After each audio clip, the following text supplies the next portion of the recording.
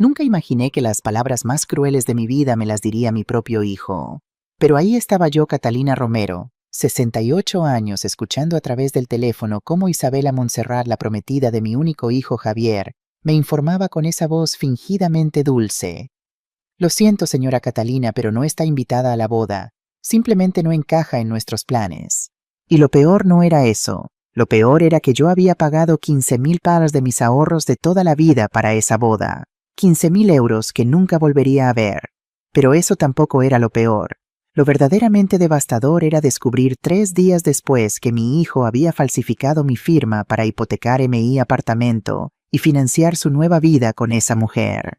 68 años trabajando como costurera, 25 años criando a mi hijo sola después de que Antonio muriera, y esto era mi recompensa: ser excluida, robada y olvidada. Pero lo que ellos no sabían era que Catalina Romero no había sobrevivido 25 años sola para dejarse pisotear ahora. Esta es la historia de cómo recuperé mi dignidad, y mi venganza fue mucho más dulce de lo que jamás imaginé. El sol de octubre entraba por la ventana de mi pequeño apartamento en Gracia, iluminando cada rincón de este espacio que había sido mi hogar durante 30 años. Estaba de pie frente a la tabla de planchar, pasando cuidadosamente la plancha sobre mi vestido nuevo, un elegante conjunto color lavanda que había comprado en el Corte Inglés del Portal de l'Angel. Había tardado 6 meses en reunir el dinero para ese vestido. 6 meses apartando 20 aquí y 30 allá de mi pensión de 850 al mes. Cada vez que pasaba por delante del escaparate y veía ese vestido en el maniquí, me imaginaba llevándolo puesto el día de la boda de Javier. Me veía abrazando a mi hijo en el altar, llorando de felicidad, siendo parte del día más importante de su vida. ¡Qué ingenua fui! Dejé la plancha a un lado por un momento y recorrí con la mirada las paredes de mi salón. Cada centímetro estaba cubierto de fotografías de Javier a los 5 años, con su uniforme del colegio, sonriendo con un diente de leche que le faltaba. Javier a los 12, el día de su primera comunión, tan guapo en su traje blanco. Javier a los 18, con su diploma de bachillerato, el primer hombre de nuestra familia en terminar los estudios. Javier a los 25, el día que se graduó en arquitectura de la Universitat Politécnica de Cataluña. 33 fotografías en total. Las había contado muchas veces durante las noches de insomnio. 33 momentos de orgullo maternal capturados en marcos baratos de los chinos, porque nunca tuve dinero para marcos mejores. Y en ninguna de esas fotografías aparecía yo. Me di cuenta de eso hace 3 meses, una noche después de que Javier cancelara nuestra cena semanal por 5ª vez consecutiva. Lo siento, mamá, Isabela tiene una cena importante con sus socios del bufete. Esa noche me quedé mirando las paredes y pensé: Catalina, has vivido tanto tiempo siendo la fotógrafa de la vida de tu hijo que olvidaste aparecer en el encuadre. Pero eso iba a cambiar después de la boda, me había prometido a mí misma. Una vez que Javier se casara con Isabela, las cosas volverían a la normalidad. Él vería que no tenía que elegir entre su madre y su esposa. Podríamos ser una familia las 3 juntas. ¡Qué ingenua fui! El teléfono sonó justo cuando estaba colgando el vestido lavanda en el perchero. Era Javier.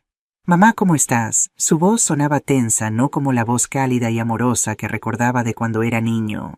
En los últimos 2 años, desde que conoció a Isabela, la voz de mi hijo se había vuelto diferente, más fría, más distante, como si cada palabra estuviera siendo monitoreada por alguien más.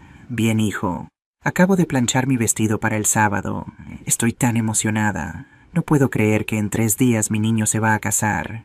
Hubo una pausa. Una de esas pausas incómodas que habían empezado a caracterizar nuestras conversaciones en el último año.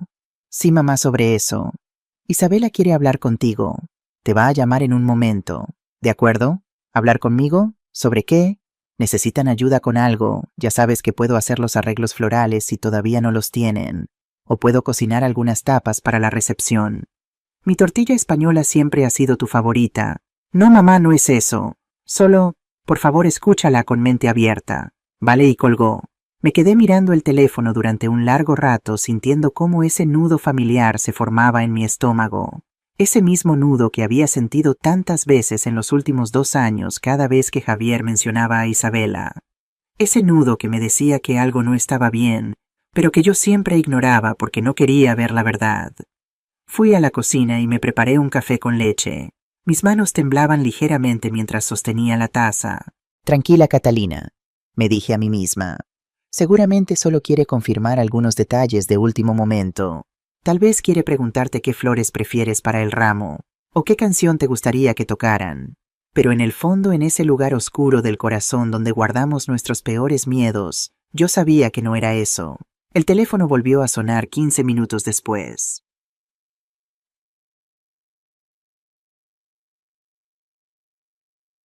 Señora Catalina, habla Isabela. Su voz era dulce como la miel, pero había algo debajo de esa dulzura. Algo frío y cortante como un cuchillo envuelto en seda. Hola Isabela querida. Javier me dijo que querías hablar conmigo. ¿Va todo bien con los preparativos? Bueno, señora Catalina, por eso precisamente la llamo. Ha surgido un inconveniente. Mi corazón comenzó a latir más rápido. Un inconveniente. ¿Qué tipo de inconveniente? ¿Hay algo que pueda hacer para ayudar? En realidad sí. Verá, la capilla de Montserrat resultó ser más pequeña de lo que pensábamos. Mi familia tiene muchos contactos importantes. Y bueno, Javier también tiene colegas del estudio de arquitectura que simplemente debemos invitar por razones profesionales. Así que hemos tenido que hacer algunos recortes en la lista de invitados. Mis dedos se aferraron con fuerza al borde de la mesa de la cocina. Entiendo. ¿Y necesitas que quite a alguno de mis invitados? Bueno, la verdad es que solo había invitado a mi amiga Mercedes y a mi prima Raquel, pero si hace falta puedo... No, señora Catalina, no se trata de sus invitados. El silencio que siguió fue tan pesado que sentí como si todo el aire hubiera sido succionado de la habitación. No entiendo, Isabela. ¿De qué se trata entonces, señora Catalina? Lo que intento decirle de la manera más delicada posible es que usted no podrá asistir a la ceremonia. Simplemente no hay espacio. Y Javier y yo hemos decidido que sería mejor mantener el evento íntimo, solo para nuestro círculo más cercano. Las palabras me golpearon como una bofetada física. Por un momento pensé que había escuchado mal, que mi oído de 68 años me había jugado una mala pasada. Perdona, ¿estás diciendo que no estoy invitada a la boda de mi hijo? Exactamente. Me alegro de que lo entienda. Sabía que usted sería razonable. Verá, es solo cuestión de espacio y de mantener cierto nivel. Usted entiende. Pero Isabela, yo soy su madre. Soy la madre del novio. ¿Cómo no voy a estar en la boda de mi propio hijo? Su tono cambió. La dulzura desapareció completamente. Señora Catalina, escúcheme bien. La boda es nuestra, de Javier y mía. Y hemos decidido que es mejor así. Mire, no se ponga dramática. No es como si fuera el fin del mundo. Javier la visitará después de la luna de miel y le contará todo sobre la ceremonia. Incluso podemos mostrarle las fotos. Será como si hubiera estado allí. Como si hubiera estado allí. Isabela, no sé si estás bromeando o... No estoy bromeando, señora. Hablo completamente en serio. La decisión ya está tomada. Javier está de acuerdo. De hecho, fue idea suya. Esas últimas palabras fueron las que realmente me destrozaron. Idea de Javier, sí. Él fue quien sugirió que sería mejor que usted no asistiera. Dijo que usted a veces puede ser un poco abrumadora. Y no queremos ningún drama el día de nuestra boda. Quiero hablar con mi hijo. Ahora, Javier está ocupado con los preparativos. Pero le dije que yo hablaría con usted y que usted lo entendería. Porque usted es una mujer razonable, ¿verdad, señora Catalina? Una mujer que ama a su hijo y quiere lo mejor para él. Y lo mejor para él es que su madre no esté en su boda. Lo mejor para él es empezar su nueva vida sin complicaciones, sin ataduras del pasado. Usted ha hecho su trabajo como madre. Lo crió, lo alimentó, lo educó. Ahora es mi turno de cuidar de él. Y francamente, señora Catalina, cuanto menos interfiera usted, mejor será para todos. Isabela, yo pagué 15,000 pos para esta boda. Saqué mis ahorros de toda mi vida porque Javier me dijo que lo necesitaban. Isabela rió. Fue una risa corta despectiva que me heló la sangre. Ah, sí, el dinero. Bueno, considérelo un regalo de bodas. Una madre generosa dando un regalo generoso a su hijo. Nadie le pidió que lo hiciera, señora. Usted lo ofreció voluntariamente. ¿Y ahora? Bueno, el dinero ya está gastado. El fotógrafo está pagado, el catering está pagado, las flores están pagadas. Todo con su dinero, sí. Pero todo a nuestro nombre. No puedes hacer esto. Ya está hecho, señora Catalina. Le sugiero que lo acepte con gracia. Sería una lástima armar un escándalo que solo la haría quedar mal a usted. La gente diría, Mira a esa vieja amargada tratando de arruinar la felicidad de su hijo. ¿Eso es lo que quiere? Quiero hablar con Javier. Ahora mismo. Ya le dije que está ocupado. Pero si insiste le diré que la llame. En algún momento. Después de la boda quizás. Ahora si me disculpa tengo mucho que hacer. Los preparativos de una boda son tan estresantes. Estoy segura de que lo entiende. O bueno, quizás no. Después de todo usted nunca tuvo una boda elegante. ¿Verdad? Supe que se casó en una ceremonia muy modesta. Qué lástima. Y colgó. Me quedé allí en mi pequeña cocina con el teléfono en la mano completamente inmóvil. El café con leche se había enfriado en la mesa. El reloj de la pared marcaba las 3:47 de la tarde. Un día de octubre perfecto en Barcelona con el sol brillando afuera, y mi mundo acababa de colapsar. No sé cuánto tiempo estuve así. Podría haber sido 10 minutos o una hora. Todo lo que recuerdo es el sonido de mis propios sollozos desgarradores y feos llenando el silencio del apartamento vacío. Finalmente me levanté y caminé hacia el salón. Mi vestido lavanda colgaba del perchero hermoso e inútil. Lo miré durante un largo rato y luego, sin pensar realmente en lo que estaba haciendo, lo descolgué y lo arrojé al suelo. Me senté en mi sillón, el que Antonio me había regalado hace 30 años, cuando Javier tenía 10. Este sillón había sido testigo de tantos momentos noches en vela, cuando Javier estaba enfermo, tardes haciendo la costura mientras él hacía los deberes en la mesa, mañanas de domingo leyendo el periódico mientras él veía dibujos animados. Ahora era testigo de mi corazón rompiéndose. Lloré hasta que no me quedaron más lágrimas. Lloré por los 15,000 bols que había ahorrado durante años, guardando 50, aquí 100, allá viviendo de arroz y lentejas para poder darle a mi hijo el regalo que él había pedido. Lloré por el vestido lavanda que nunca usaría. Lloré por las noches que pasé cosiendo ropa ajena para poder pagar la matrícula de la Universidad de Javier. Lloré por los cumpleaños que pasé sola porque Javier estaba demasiado ocupado para visitarme. Pero sobre todo lloré por la ingenua que había sido, por la tonta que no quiso ver las señales, por la madre ciega que creyó que el amor incondicional era suficiente. Cuando finalmente paré de llorar, algo extraño sucedió. Sentí una frialdad en mi pecho, una calma helada que nunca antes había experimentado. No era paz, era algo más oscuro, más peligroso, era determinación. Me levanté del sillón y fui a mi dormitorio. Del armario saqué una caja vieja de zapatos donde guardaba todos mis documentos importantes, extractos bancarios, recibos, contratos. Y allí entre todos esos papeles encontré lo que estaba buscando. El contrato con Rafael Costa Eventos, la empresa que estaba organizando toda la boda. Lo leí cuidadosamente línea por línea. Y entonces lo vi, el nombre en el contrato no era Javier Romero ni Isabela Montserrat. Era Catalina Romero. Yo era la contratante oficial. Yo era quien había firmado todos los papeles. Yo era quien había dado el depósito inicial y los pagos subsecuentes. Lo que significaba que yo era la única persona con autoridad para cancelar todo. Una sonrisa lenta, fría, se extendió por mi rostro. Así que quieren una boda sin mí, susurré en la habitación vacía. Pues van a tener exactamente eso. Ninguna boda en absoluto. Pero antes de contarles lo que hice después, necesito que entiendan cómo llegamos a este punto.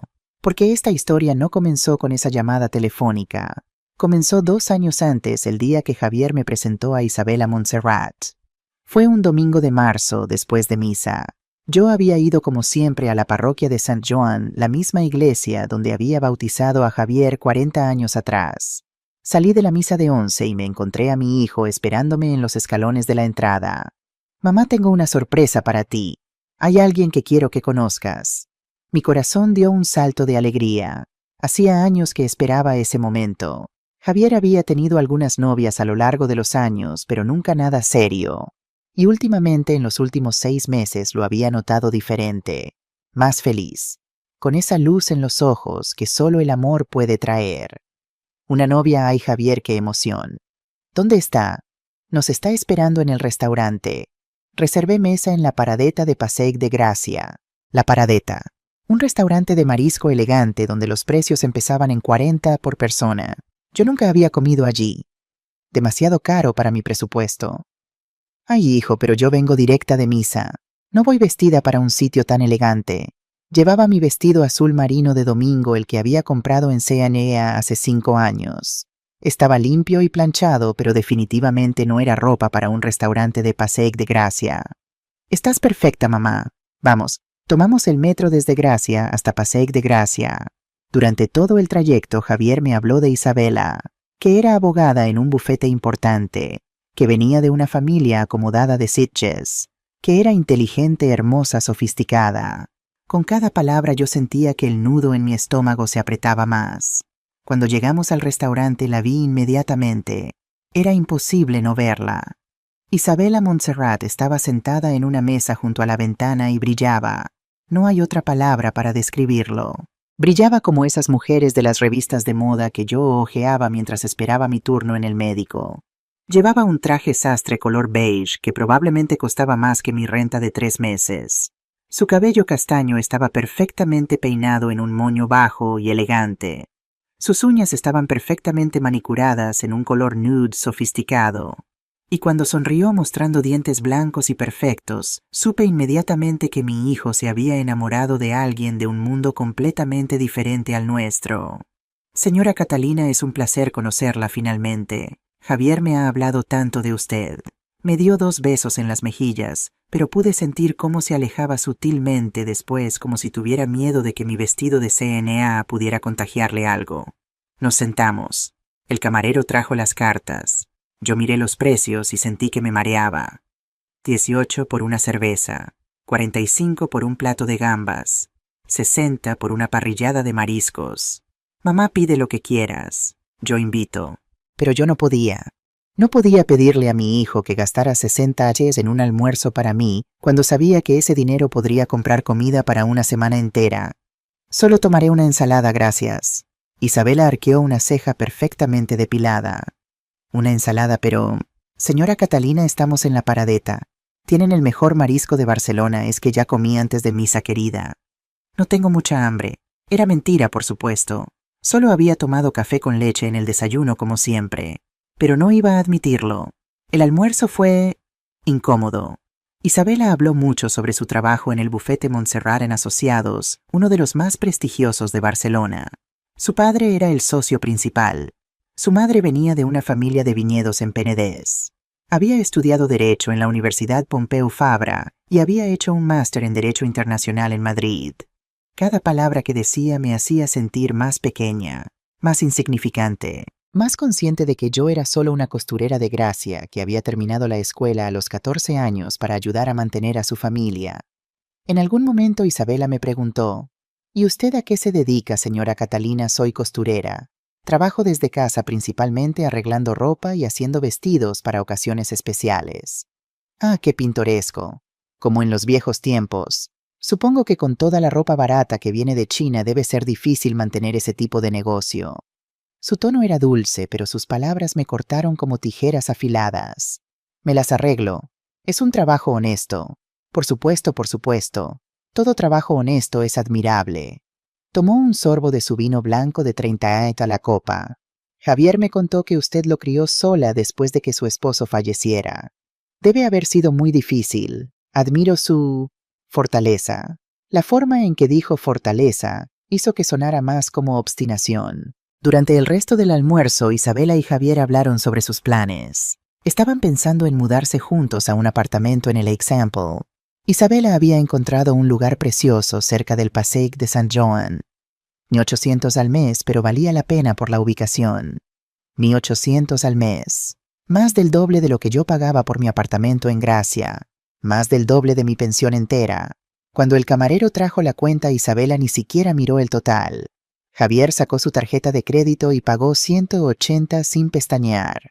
180 € por un almuerzo.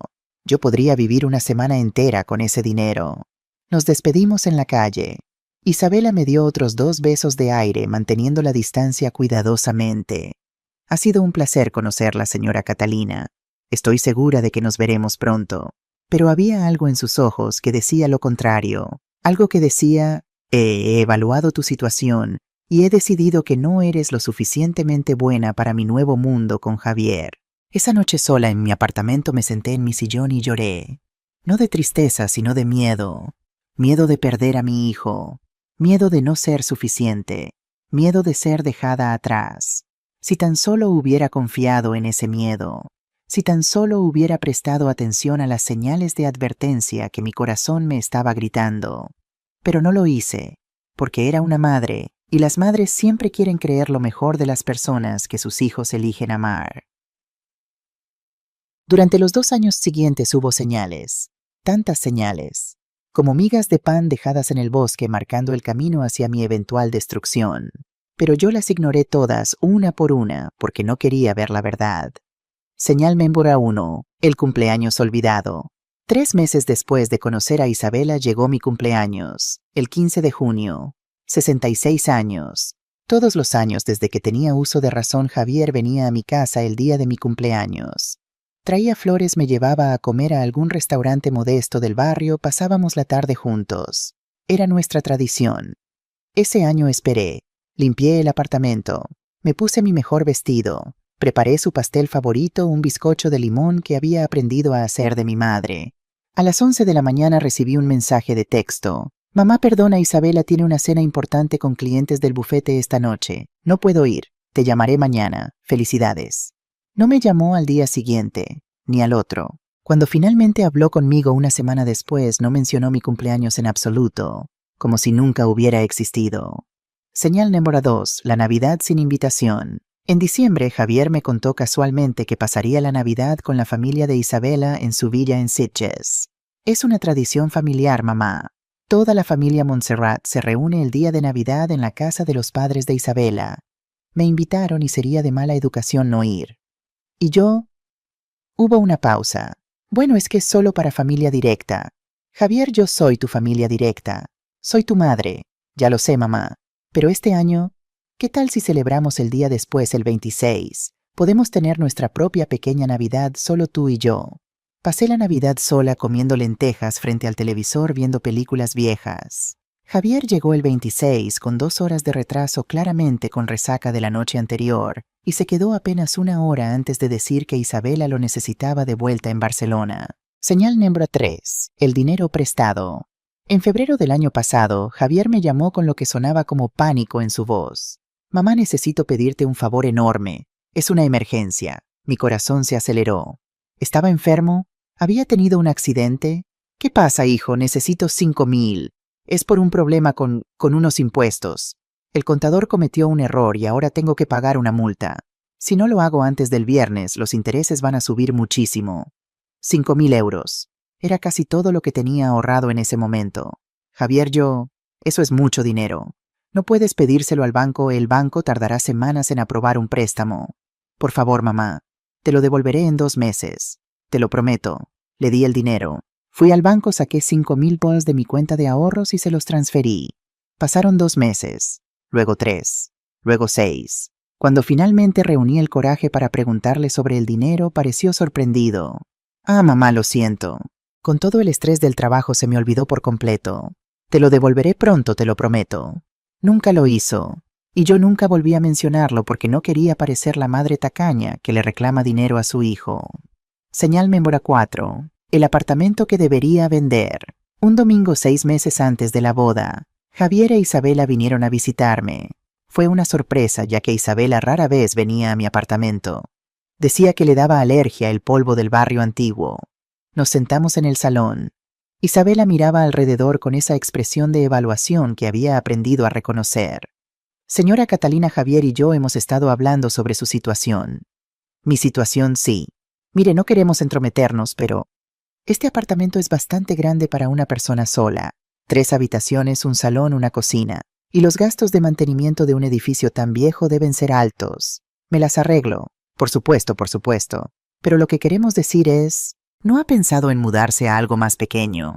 Hay residencias para personas mayores muy bonitas, con servicios médicos, actividades sociales. No soy una persona mayor. Tengo 67 años, no 90.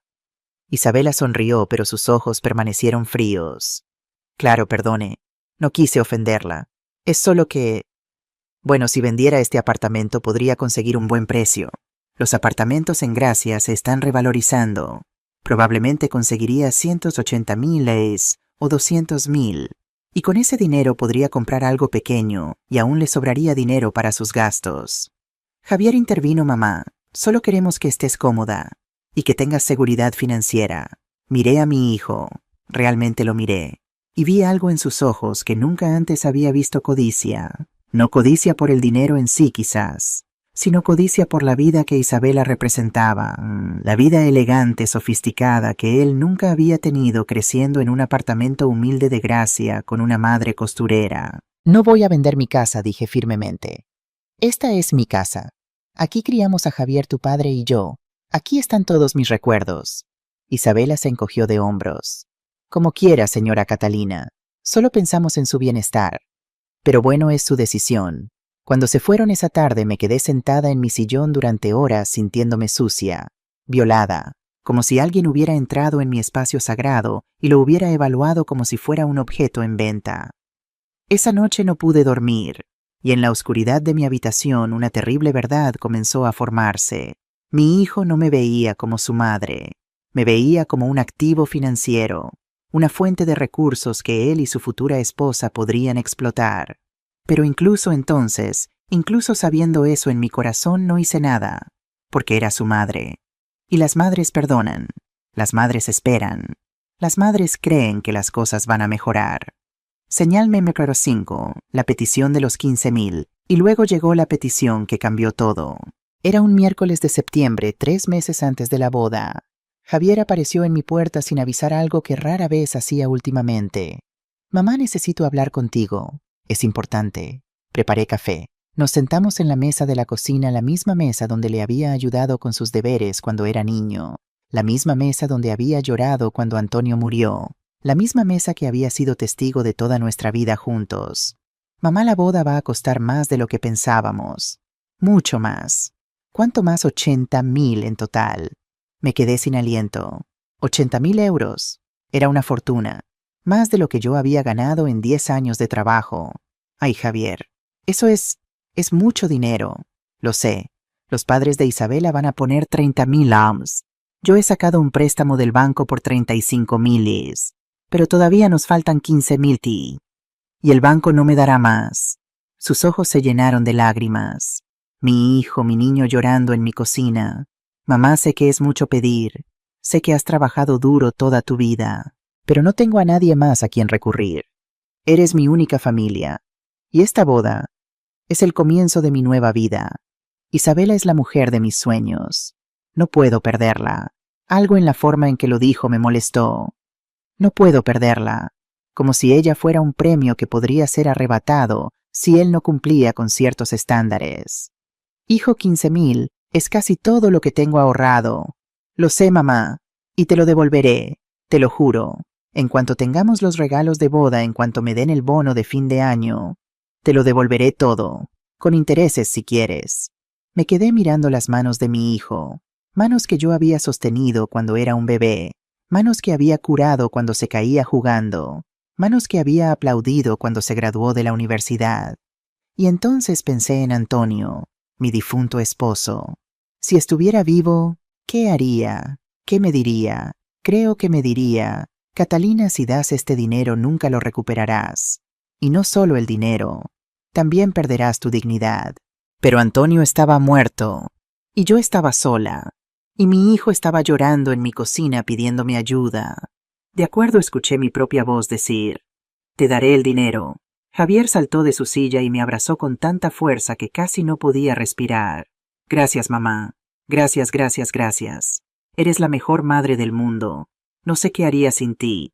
Papá estaría tan orgulloso. Fui al banco al día siguiente y saqué 15,000 de mis ahorros. Los puse en un sobre y se los di a Javier. Con una condición, le dije: quiero ayudar a planear la boda.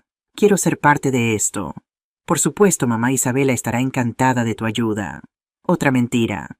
Una más en una larga lista de mentiras que mi hijo me había dicho en los últimos 2 años.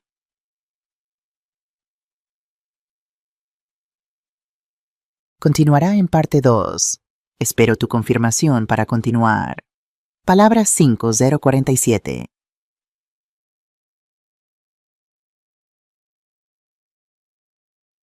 Pero volvamos al presente. Al momento en que sostuve ese contrato en mis manos y me di cuenta de que tenía el poder de destruir la boda perfecta de Isabella. Era miércoles por la noche. La boda estaba programada para el sábado a las 6 de la tarde en la capilla de Montserrat, seguida de una recepción en el Hotel Miramar de Sitges. Menos de 3 días. 72 horas. Me senté en mi mesa de cocina y leí cada palabra del contrato con Rafael Costa Eventos. Cada cláusula, cada término, cada línea pequeña en letra diminuta. Y esto es lo que descubrí. Contrato principal. 45,000. Catering para 180 personas. 8,100 45 por persona. Barra libre premium 5,400. Decoración floral capilla y salón 6,500. Música en vivo cuarteto de cuerda. Plus DJ 4,000. Fotografía y video profesional 5,500. Pastel de bodas de 5 pisos 2,800. Coordinación del evento 3,200. Alquiler de mobiliario especial 2,500. Iluminación especial 3. Invitaciones y papelería personalizada 2,000. Transporte de invitados 2,000. Total pagado por adelantado 45,000 pesos. Todos los pagos realizados por Catalina Romero. Todos los cheques firmados por Catalina Romero. Todos los depósitos transferidos desde la cuenta de Catalina Romero. Y según la cláusula 12.3 del contrato, el contratante Catalina Romero tiene derecho a cancelar todos los servicios con un mínimo de 48 horas de antelación, sujeto a una penalización del 10% del total. 10% de 45,000 era 4,500, lo que significaba que si cancelaba ahora recuperaría 40,500. Pero no se trataba del dinero. Nunca se había tratado del dinero. Se trataba de dignidad. Miré el reloj. Eran las 10:47 de la noche. Demasiado tarde para llamar a Rafael Costa. Tendría que esperar hasta la mañana. Esa noche no dormí. Me quedé despierta en mi cama mirando el techo, escuchando los sonidos familiares de mi edificio. La tubería que goteaba en el baño del vecino de arriba. El gato callejero que maullaba en el callejón. El autobús nocturno que pasaba cada hora por la calle Torrent de Lola. Pensé en todo lo que había sacrificado en mi vida. No solo por Javier, sino por todos los demás también. Por mi madre cuando estaba enferma. Por mi hermana cuando su esposo la dejó con 3 hijos. Por mi prima cuando necesitó dinero para la operación de su hija. Siempre había sido yo la que daba, la que se sacrificaba, la que se quedaba sin nada para que otros tuvieran todo. ¿Y qué había recibido a cambio?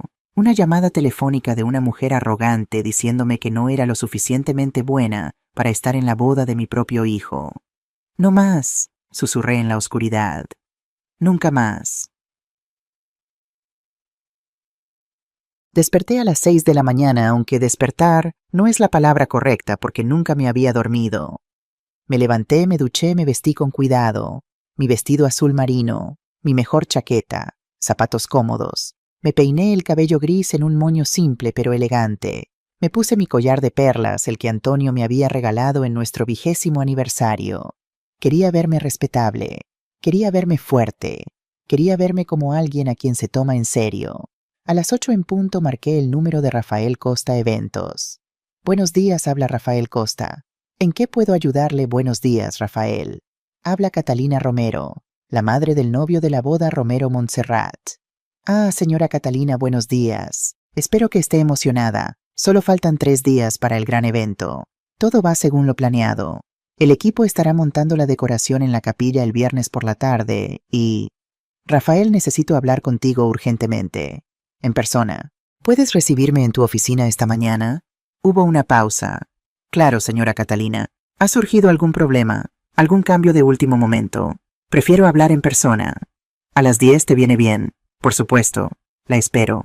Colgué antes de que pudiera hacer más preguntas.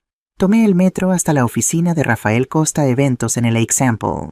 Era un local elegante en la calle Aragó con ventanas grandes y decoración moderna. En la pared había fotos de bodas que Rafael había organizado, parejas felices, familias sonrientes, momentos perfectos capturados para siempre. Ninguna de esas fotos mostraba lo que pasaba detrás de las sonrisas, los secretos, las mentiras, las traiciones, Rafael me recibió personalmente. Era un hombre de unos 55 años con el cabello canoso y una sonrisa cálida. Lo conocía desde hacía 15 años. Había organizado la boda de la hija de mi amiga Mercedes. Éramos si no amigos al menos conocidos que se respetaban mutuamente. Señora Catalina, pase por favor. ¿Quiere un café? Agua no, gracias, Rafael. Esto no va a tomar mucho tiempo. Nos sentamos en su oficina. En el escritorio había una carpeta gruesa con la etiqueta Boda Romero Montserrat, 28 de octubre. Dígame, ¿qué la trae por aquí? Respiré profundamente. Rafael, necesito cancelar la boda. El color desapareció de su rostro. Perdón, cancelar la boda completa, sí. Todo. El catering, las flores, la música, el fotógrafo. Todo. Pero, señora Catalina, la boda es en 3 días. 3 días, ya tenemos toda la comida pedida. El equipo ya está preparando la decoración. Los músicos han bloqueado su agenda. Esto va a costar. Soy consciente de los costos. Leí la cláusula 12.3. Estoy dispuesta a pagar la penalización del 10%. Rafael se pasó la mano por el cabello claramente angustiado. Señora Catalina, con todo respeto, ¿puedo preguntarle qué ha pasado? ¿Ha habido alguna emergencia? ¿Está todo bien con su hijo? Mi hijo está perfectamente bien. De hecho, está tan bien que decidió que yo no estoy invitada a su boda. El silencio que siguió fue absoluto. ¿Qué es lo que oyes, Rafael? La novia me llamó ayer para informarme que no hay espacio para mí en la capilla, que sería mejor si yo no asistiera, que solo quieren gente de su nivel. Vi cómo la comprensión se extendía por el rostro de Rafael. Luego vi algo más: furia. Eso es inaceptable. Usted es la madre del novio. Y además usted es quien pagó por todo esto. Exactamente. Razón por la cual estoy ejerciendo mi derecho contractual de cancelar todos los servicios. Rafael se recostó en su silla mirándome con una mezcla de admiración y preocupación. Señora Catalina, entiendo perfectamente por qué quiere hacer esto. Y legalmente tiene todo el derecho. Pero, ¿ha pensado en las consecuencias su hijo? ¿La familia de la novia? Esto va a causar un escándalo enorme. Que haya un escándalo. Ya no me importa. ¿Y su hijo? ¿Su relación con él? Esa pregunta me golpeó como un puñetazo, porque esa era la pregunta real. No si hacía esto probablemente perdería a Javier para siempre, mi único hijo, mi única familia. Pero luego pensé, ¿realmente lo tenía ahora? ¿Qué tenía exactamente? Las migajas de atención que me lanzaba cuando le convenía, el privilegio de darle mi dinero sin recibir ni siquiera un agradecimiento sincero a cambio. Rafael, ¿puedo contarte algo? Mi esposo murió cuando Javier tenía 15 años. Un ataque al corazón repentino. Antonio tenía 42 años. Un día estaba vivo riendo planeando nuestras próximas vacaciones. Al día siguiente estaba muerto. Me quedé sola con un adolescente y una montaña de deudas. El seguro de Antonio apenas cubrió el funeral. Tuve que trabajar 16 horas al día como costurera para mantener este apartamento y pagar los estudios de Javier. 16 horas al día durante 25 años. ¿Sabes cuántos vestidos de novia he cosido para otras mujeres? Cientos. He cosido vestidos para bodas en la Sagrada Familia, en Montserrat, en Villas de Sitges. He ayudado a hacer realidad los sueños de tantas novias.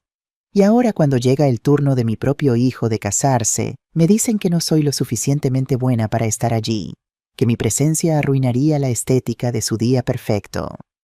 Así que sí, Rafael, he pensado en las consecuencias, y he decidido que prefiero perder a un hijo que no me respeta que perder el respeto por mí misma. Rafael tenía lágrimas en los ojos. Entiendo, señora Catalina, y tiene toda mi admiración. Haré lo que me pide. Puedes hacerlo hoy. Ahora mismo déjame hacer unas llamadas. Puedo cancelar el catering y las flores inmediatamente, el fotógrafo y los músicos. Tendré que pagarles algo porque ya han bloqueado su tiempo, pero eso saldrá de la penalización del 10%. Está de acuerdo, completamente de acuerdo. Y quiere que devuelva el dinero restante a su cuenta. Pensé por un momento. No. Guarda 10,000 pals como compensación adicional por las molestias. El resto devuélvelo a mi cuenta. Señora Catalina, no tienes que... Quiero hacerlo. Has sido siempre muy profesional conmigo. Y sé que esto te va a causar problemas. Considéralo un regalo de mi parte. Rafael asintió claramente emocionado. Hay una cosa más que deberías saber, dijo después de un momento. Hace 2 semanas la señorita Montserrat vino a mi oficina. Quería ver si podía cambiar el nombre en el contrato del suyo al de ella. Mi corazón se detuvo. ¿Qué dijo que sería más apropiado si el contrato estuviera a nombre de la novia? Le dije que eso requeriría su autorización por escrito. Me mostró un documento que supuestamente tenía su firma autorizando el cambio. Y yo conozco su firma, señora Catalina. He visto su firma en docenas de documentos a lo largo de los años. Esa firma era falsa. Se lo dije a la señorita Montserrat. Se puso furiosa y me amenazó con llevar su negocio a otra empresa. Le dije que era libre de hacerlo, pero que no falsificaría documentos por nadie. Sentí como si me hubieran echado agua helada encima. Falsificaron mi firma. Lo intentaron. No funcionó conmigo. Pero, señora Catalina, si lo intentaron conmigo, probablemente lo intentaron con otros también.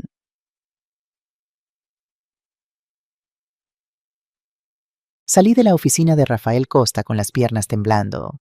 No por miedo, sino por una furia tan intensa que sentía que podría incendiar toda Barcelona. Falsificación de firma, intento de robo de identidad, fraude. Caminé directamente a un café en la esquina y pedí un cortado. Necesitaba sentarme, necesitaba pensar. Si Isabela había intentado falsificar mi firma para cambiar el contrato de la boda, ¿qué más había falsificado? Saqué mi teléfono y llamé a Mercedes, mi mejor amiga desde hace 40 años. Catalina, ¿qué pasa? Tu voz suena rara. Mercedes, necesito tu ayuda. ¿Puedes venir al Café Cometa en la calle Aragó? Ahora mismo voy. Mercedes llegó en 20 minutos. Es una mujer robusta de 70 años con el cabello completamente blanco y ojos que no se pierden nada. Había sido enfermera durante 40 años en el Hospital Clinic y había visto todo tipo de maldad humana. Le conté todo, la llamada de Isabela, la cancelación de la boda, el intento de falsificación de firma. Mercedes escuchó en silencio, su expresión volviéndose más oscura con cada palabra. Esa bruja, dijo finalmente, esa maldita bruja manipuladora. Mercedes, necesito tu ayuda para algo. Necesito revisar todos mis documentos bancarios, todos mis papeles legales. Si intentó falsificar mi firma una vez, podría haberlo intentado otras veces. Vamos a tu casa ahora mismo. Fuimos a mi apartamento y sacamos todo. Cada extracto bancario de los últimos 2 años, cada documento legal, cada contrato, cada recibo. Y entonces lo encontramos. Entre un montón de papeles viejos había un documento que nunca había visto antes. Era una autorización de hipoteca complementaria del Banco Sabadell, fechada 3 meses atrás. Según este documento, yo, Catalina Romero, autorizaba una hipoteca de 50.000 DAB sobre mi apartamento en la calle Torrent de Lola, con Javier Romero como beneficiario principal. La firma en el documento se parecía a la mía. Pero no era la mía. Dios mío, susurró Mercedes. Te robaron la casa. Mis manos temblaban mientras sostenía el papel. ¿Cómo llegó esto aquí? Probablemente Javier lo dejó entre tus cosas para que pareciera legítimo si alguien preguntaba. Catalina, esto es grave. Esto es un delito. Tengo que ir al banco. Ahora. Espera. Antes de ir al banco necesitas un abogado. Un buen abogado. Mercedes sacó su teléfono y marcó un número.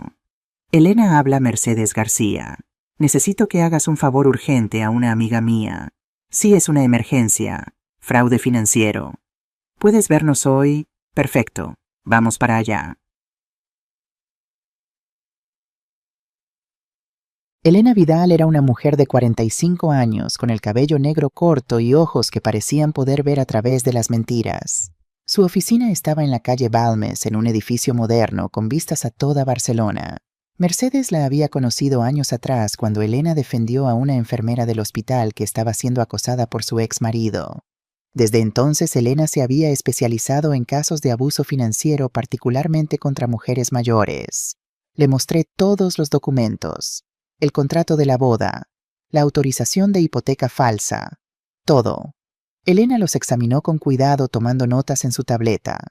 Señora Romero, esto es muy grave. Tenemos evidencia clara de 1. Falsificación de firma en un documento financiero legal. 2. Intento de obtener una hipoteca mediante fraude. 3. Potencial robo de identidad. ¿Ha verificado con el banco si esta hipoteca fue realmente procesada? Todavía no. Acabamos de encontrar el documento hace 1 hora. Necesitamos ir al banco inmediatamente. y necesito que me autorice como su representante legal. Firmé los papeles de autorización. Luego las tres, Elena, Mercedes y yo, fuimos directamente al Banco Sabadell, en Passeig de Gracia. El gerente de la sucursal, un hombre de unos 40 años llamado señor Puig, nos recibió en su oficina. Elena tomó el control de la conversación inmediatamente. Señor Puig, soy la abogada de la señora Catalina Romero. Necesitamos verificar el estado de una supuesta hipoteca sobre su propiedad en la calle Torrent de Lola número 45. El señor Puig tecleó en su computadora. Sí, aquí está. Hipoteca complementaria de 50,000 pounds aprobada hace 3 meses. El beneficiario es Javier Romero, hijo de la señora. Los fondos fueron transferidos a su cuenta el 15 de julio. Sentí como si el suelo desapareciera bajo mis pies. ¿Los fondos ya fueron transferidos?, preguntó Elena con voz controlada. Sí, abogada. Todo el proceso fue completado según el protocolo estándar. Y verificaron la identidad de la señora Romero en persona. El señor Puig frunció el ceño. Permítame verificar, tecleó más. Según nuestros registros, la autorización fue presentada por el señor Javier Romero con un poder notarial firmado por su madre. ¿Puedo ver ese poder notarial? Un momento, por favor. 5 minutos después, el señor Puig regresó con una carpeta. Dentro había un documento notarial que supuestamente otorgaba a Javier Romero poder legal completo sobre todos mis asuntos financieros. La firma no era mía. Ni siquiera era una buena falsificación. Elena la examinó y luego miró al señor Puig con frialdad. Señor Puig, esta firma es claramente falsa. ¿No verificaron su autenticidad? El color desapareció del rostro del señor Puig. Nosotros, el documento venía con el sello de un notario. Verificaron con el notario, yo... Tendría que revisar el protocolo. Elena se inclinó hacia adelante. Señor Puig, su banco acaba de procesar una hipoteca fraudulenta de 50,000 LOS, basándose en documentos falsificados. ¿Entiende la gravedad de esto? Yo tendré que consultar con nuestro departamento legal. Haga eso. Mientras tanto, quiero que congele inmediatamente todas las cuentas asociadas con Javier Romero. Y quiero una auditoría completa de todas las transacciones relacionadas con la señora Catalina Romero en los últimos 2 años. Eso requerirá una orden judicial. Elena sacó su teléfono. Perfecto. Llamaré al juez García ahora mismo. Estoy segura de que estará muy interesado en este caso de fraude bancario. Y cuando la prensa se entere de que el Banco Sabadell procesa hipotecas fraudulentas sin verificación adecuada... Espere, el señor Puig levantó las manos. No hay necesidad de involucrar a la prensa. Haré lo que pide. Congelaré las cuentas y ordenaré la auditoría. Sabía que sería razonable, dijo Elena con una sonrisa fría. También necesitaremos copias de todos los documentos relacionados con esta hipoteca. Todas las comunicaciones. Todos los emails. Todo. Salimos del banco 1 hora después con una carpeta llena de documentos y una expresión de satisfacción en el rostro de Elena. Señora Romero, tenemos un caso sólido. No solo contra su hijo y su prometida, sino potencialmente contra el banco también por negligencia. ¿Qué significa eso? Significa que podemos recuperar su dinero. Y podemos asegurarnos de que las personas responsables enfrenten consecuencias legales. Me senté en un banco en Passeig de Gracia mirando a la gente pasar. Turistas tomando fotos de las casas de Gaudí, familias comiendo helados, parejas paseando de la mano. Vida normal. Vida que continuaba sin saber que mi mundo acababa de explotar. ¿Qué quieres hacer ahora?, preguntó Mercedes suavemente. Miré mi teléfono. Eran las 3 de la tarde del jueves. La boda estaba programada para el sábado a las 6 de la tarde. Menos de 50 horas. Quiero que sufran, dije en voz baja. Quiero que sientan exactamente lo que me hicieron sentir a mí. Elena sonrió. No era una sonrisa amable. Entonces, señora Romero, creo que tengo un plan que le va a gustar.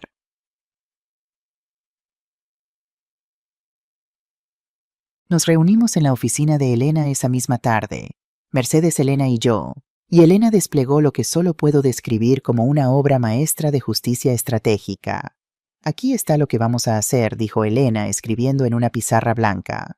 Tenemos 2 objetivos.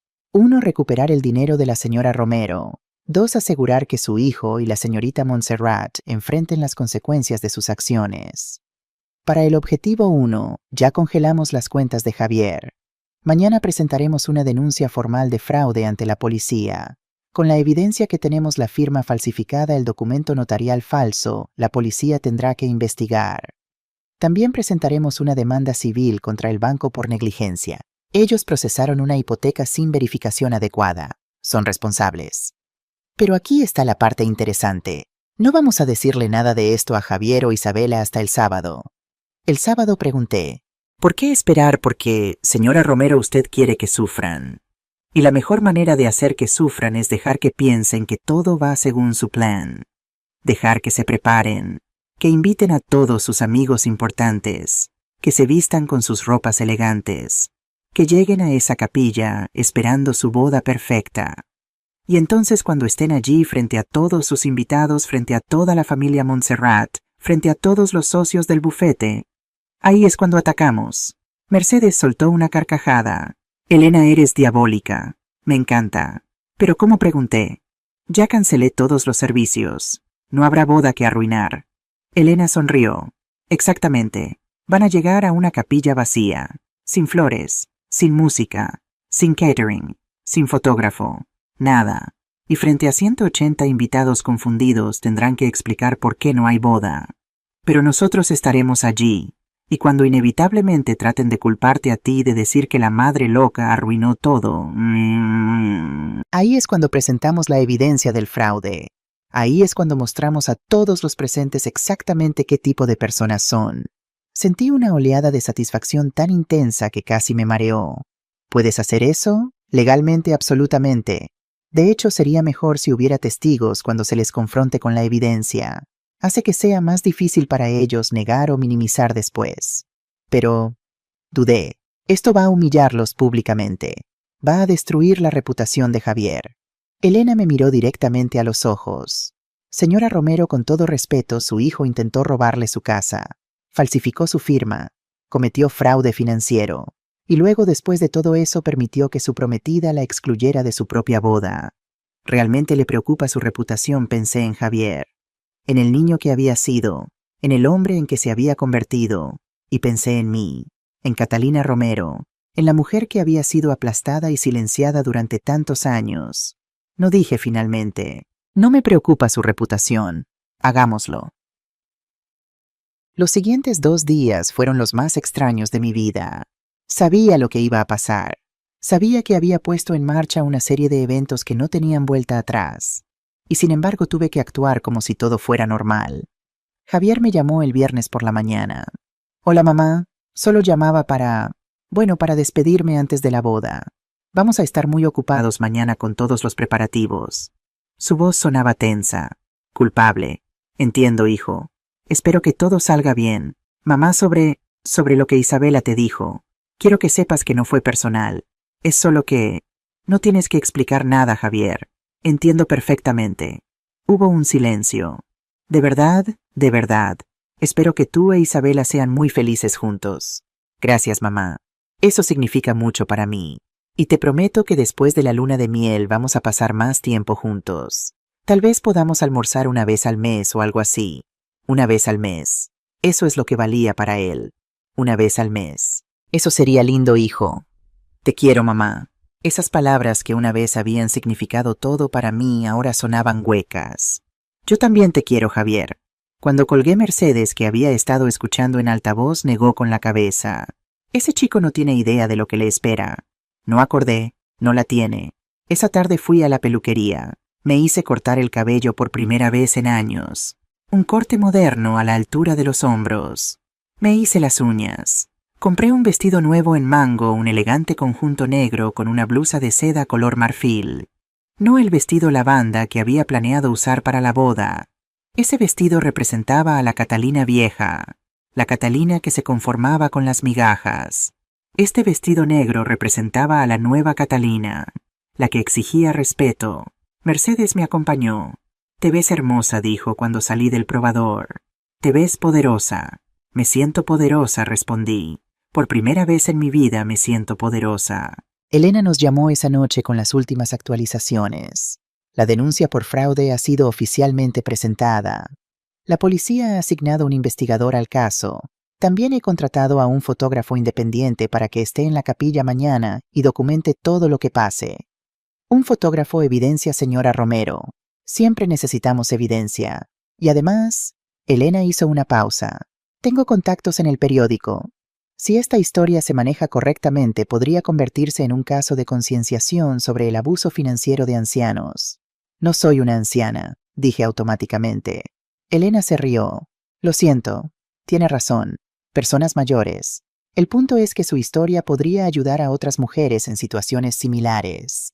Esa noche sola en mi apartamento me senté en mi sillón favorito y pensé en Antonio.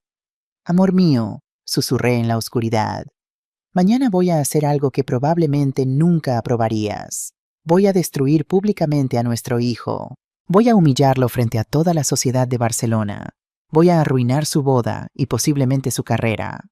¿Me odias por esto? ¿Piensas que soy una mala madre? Pero Antonio no podía seguir dejando que me pisotearan. No podía seguir siendo invisible en mi propia vida. Tú me enseñaste a ser fuerte. Me enseñaste que el amor propio no es egoísmo. Así que mañana voy a amarse a mí misma más de lo que amo la idea de ser la madre perfecta y sacrificada.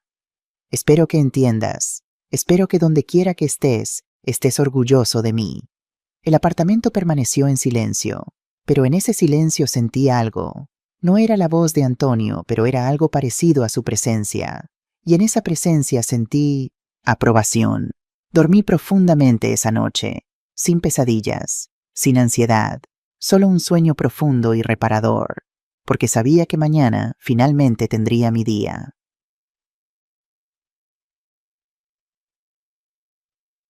Desperté a las 7 de la mañana del sábado, el día de la boda que nunca sería. Me tomé mi tiempo preparándome, ducha larga y caliente, maquillaje cuidadoso, el vestido negro y la blusa marfil, zapatos de tacón bajo pero elegantes, mi collar de perlas. Me miré en el espejo y casi no reconocí a la mujer que me devolvía la mirada.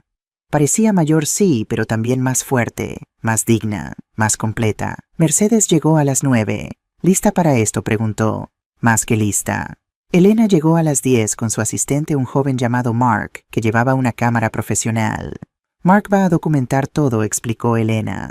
Necesitamos evidencia visual de la confrontación para el caso legal. Tomamos 2 coches hasta Montserrat. El viaje normalmente toma 1 hora desde Barcelona. Teníamos mucho tiempo. La ceremonia no estaba programada hasta las 6 de la tarde, pero queríamos llegar temprano. Queríamos ver sus caras cuando empezaran a darse cuenta de que algo andaba mal. Llegamos a las 4 de la tarde. La capilla de Montserrat es hermosa, encaramada en las montañas con vistas espectaculares del paisaje catalán. Es uno de los lugares más codiciados para bodas en toda España. Estacionamos a cierta distancia donde podíamos ver la entrada, pero no ser vistos fácilmente. Y esperamos. A las 4:30 llegó el primer vehículo, un Mercedes negro. De él salió un hombre mayor bien vestido y una mujer elegante con un vestido color champán. Los padres de Isabela, supuse. Los vimos entrar a la capilla. 3 minutos después salieron con expresiones de confusión en sus rostros. El padre de Isabela sacó su teléfono e hizo una llamada. Podíamos verlo gesticulando con ira. A las 5 empezaron a llegar más invitados. Uno por uno entraban a la capilla esperando encontrar una boda, y uno por uno salían confundidos. A las 5:15 un BMW deportivo se detuvo bruscamente frente a la capilla. Javier e Isabela salieron. Desde nuestra posición pude ver que Isabela llevaba su vestido de novia. Era espectacular, un diseño de encaje blanco que probablemente había costado 10,000 pesos más. Su maquillaje y peinado eran perfectos. Javier llevaba un esmoquín elegante. Se veía guapo. Se veía como el hombre exitoso que siempre había soñado ser. Los vimos entrar a la capilla. 10 segundos después escuchamos el grito de Isabela desde dentro del edificio. ¿Dónde está todo? ¿Dónde están las flores? ¿Dónde está la decoración? Mark levantó su cámara y comenzó a filmar. Elena me miró. Es hora. ¿Está lista? Respiré profundamente. Estoy lista. Salimos del coche y caminamos hacia la capilla. Cada paso se sentía como caminar hacia mi destino. No con miedo, sino con propósito. Cuando entramos la escena era de caos absoluto. Isabela estaba en el centro de la capilla vacía, su hermoso vestido contrastando grotescamente con el espacio desnudo. No había flores, no había decoraciones. No había nada excepto los bancos vacíos y el altar simple. Javier estaba en su teléfono gritándole a alguien. Los padres de Isabela estaban hablando urgentemente con el sacerdote, quien se veía completamente perdido. Los invitados, unos 60 hasta ahora, estaban agrupados en pequeños grupos, susurrando entre ellos. Y entonces Isabela me vio. Sus ojos se estrecharon. Su cara, ya roja de furia, se volvió púrpura. «Tú», gritó señalándome con un dedo tembloroso. «Tú hiciste esto». Todos los ojos se volvieron hacia mí. Caminé lentamente hacia el centro de la capilla con Mercedes y Elena flanqueándome como guardaespaldas. Mark nos seguía filmando todo. «Hola, Isabela», dije con calma. «Hola, Javier. Lindo día para una boda, ¿no?» Mamá Javier se acercó. «¿Qué está pasando? ¿Dónde está todo el catering, las flores, el fotógrafo?» «Nadie está aquí». «Lo sé», respondí. Yo cancelé todo. El silencio que siguió fue absoluto. Incluso el susurro de los invitados se detuvo. «Tú cancelaste todo». Isabela parecía estar a punto de sufrir un ataque. «¿Cómo te atreves?», me atreví. Dije simplemente porque yo era la que había pagado por todo. Yo era la contratante oficial. Y cuando me informaste que no estaba invitada a la boda, decidí que si yo no podía estar allí, entonces nadie lo estaría. Un murmullo recorrió la multitud de invitados. La madre de Isabela se adelantó. «Usted es la madre del novio. ¿La señora?» «Romero Catalina». «Romero, sí. ¿Cómo se atreve a arruinar el día de mi hija? ¿Tiene idea de cuánto costó todo esto? ¿Cuánto tiempo llevó planear?» «Sí», respondí. «Sé exactamente cuánto costó. 45,000 para ser exactos. Todo pagado con mi dinero. Mis ahorros de toda la vida». Más murmullos. Los invitados se acercaban formando un círculo alrededor de nosotros. «Esto es ridículo», dijo el padre de Isabela. «Voy a llamar a mi abogado. Esto es sabotaje. Es fraude». Elena se adelantó. «Qué interesante que mencione eso. Soy Elena Vidal, abogada de la señora Romero. Y de hecho hay fraude involucrado en este caso. Pero no del lado de mi cliente». Sacó una carpeta de su maletín. «Verán, hace 3 meses alguien falsificó la firma de la señora Romero en un documento de autorización de hipoteca. Usando esa firma falsa se obtuvo fraudulentamente 50,000 pesos de su propiedad. El beneficiario de esos fondos fue Javier Romero». Vi cómo el color desaparecía del rostro de Javier. «Mamá, ¿yo puedo explicar?» «Oh, estoy segura de que puedes», dije. «Pero primero dejemos que todos escuchen la explicación completa». Elena continuó, su voz clara y autoritaria resonando en la capilla. «Además del fraude financiero, la señorita Isabela Montserrat intentó falsificar la firma de la señora Romero en el contrato de la boda para cambiar el nombre del contratante. Cuando el organizador del evento se negó, la señorita Montserrat lo amenazó. Isabela abrió la boca para protestar, pero Elena levantó una mano. «Tenemos testimonios firmados. Tenemos copias de los documentos falsificados. Tenemos evidencia bancaria. Y esta mañana presentamos una denuncia formal de fraude ante la policía de Barcelona». El silencio era ensordecedor. Javier se volvió hacia mí con lágrimas en los ojos. «Mamá, por favor, no tienes que hacer esto. Podemos resolverlo en privado, no frente a toda esta gente». «En privado», repetí.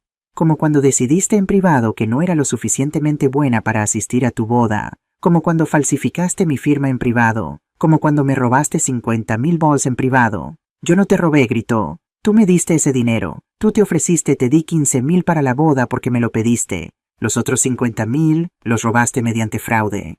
Uno de los invitados, un hombre mayor distinguido, se acercó. «Javier, soy Ramón Torres del bufete. ¿Es esto cierto? ¿Falsificaste la firma de tu madre?». Javier no respondió. Solo se quedó allí temblando. Isabela, sin embargo, encontró su voz. «Esto es absurdo. Esta mujer está loca. Está inventando todo porque está celosa de que su hijo encontró a alguien mejor que ella». Mercedes se rió. Fue una risa fría y cortante. «Niña, la única cosa que Javier encontró fue una víbora en traje de novia». «¿Cómo te atreves?». Isabela se lanzó hacia Mercedes, pero Elena se interpuso. «Señorita Montserrat, le sugiero que se calme. Está en una capilla frente a testigos y todo está siendo filmado. Cualquier acto de violencia solo empeorará su situación legal». La madre de Isabela finalmente intervino tomando a su hija del brazo.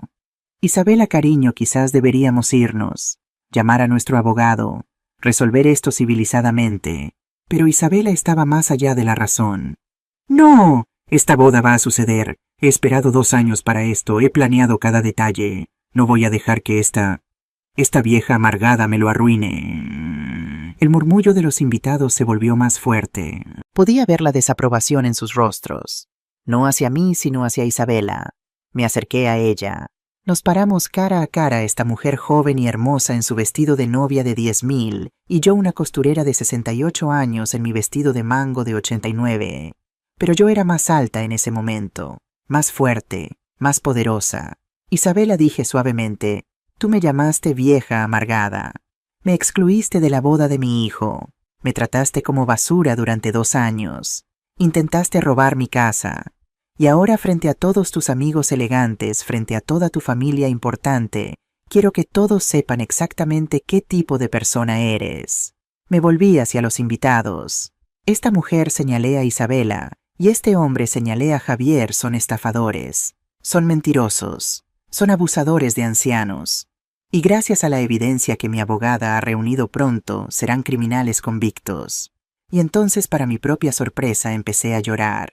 No de tristeza, sino de liberación. Años y años de dolor, de humillación, de sentirme menos que todo saliendo de mí en ese momento.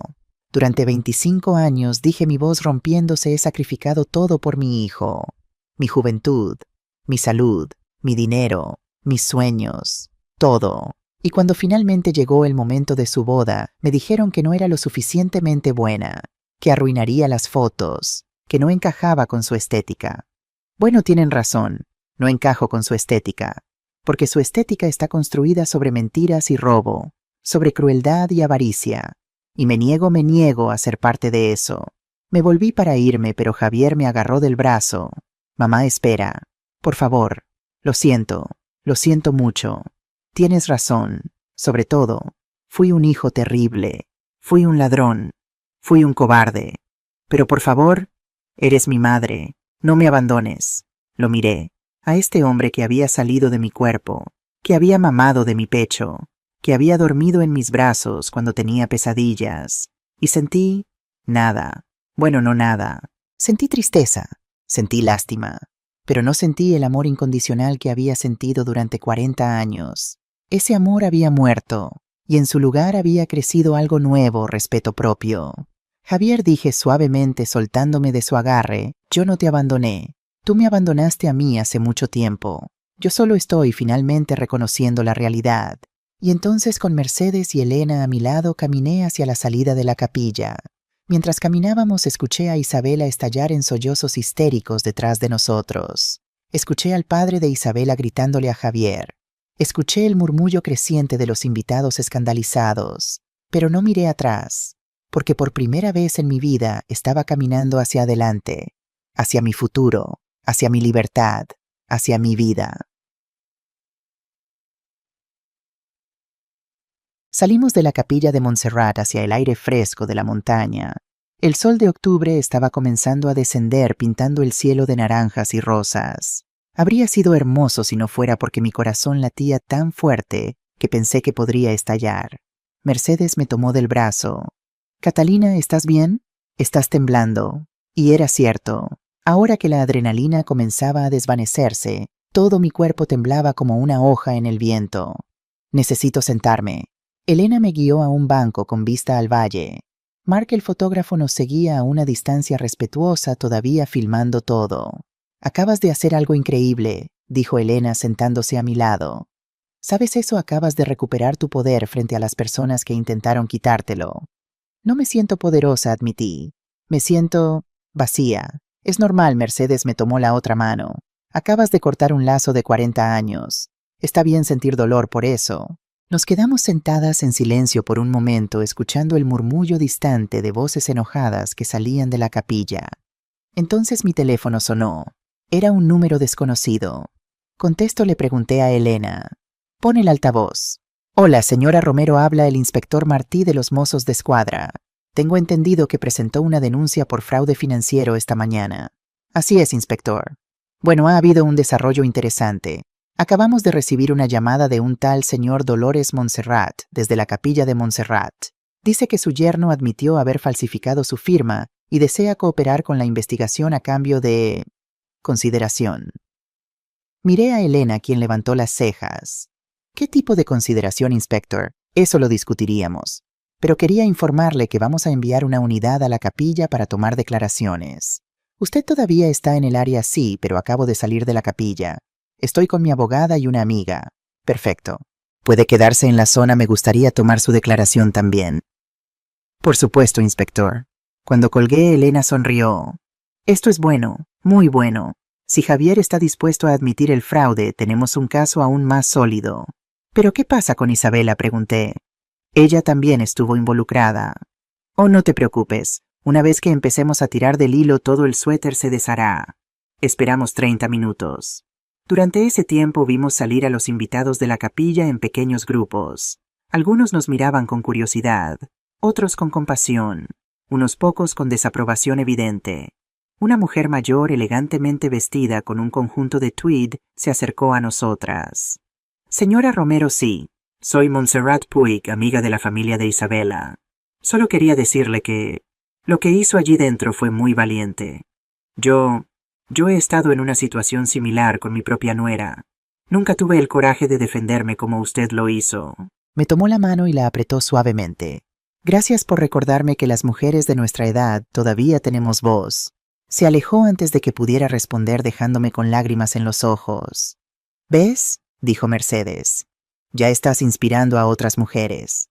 2 coches de policía llegaron 15 minutos después. El inspector Martí resultó ser un hombre de unos 50 años, con cabello gris y ojos amables pero astutos. Señora Romero, soy el inspector Martí. ¿Podemos hablar? Pasamos la siguiente hora dando declaraciones. Yo conté toda la historia: los 2 años de abuso emocional, el dinero prestado, que nunca fue devuelto, los 15,000 pesos para la boda, el descubrimiento del documento de hipoteca falsificado. Elena proporcionó toda la documentación, los extractos bancarios, las firmas falsificadas, el testimonio de Rafael Costa sobre el intento de Isabela de cambiar el contrato. Mientras tanto, en otro coche de policía podía ver a Javier dando su propia declaración. Se veía destrozado, con la cabeza entre las manos. Isabela estaba en un tercer coche con sus padres. Incluso desde la distancia podía escuchar su voz aguda insistiendo en que todo era un malentendido.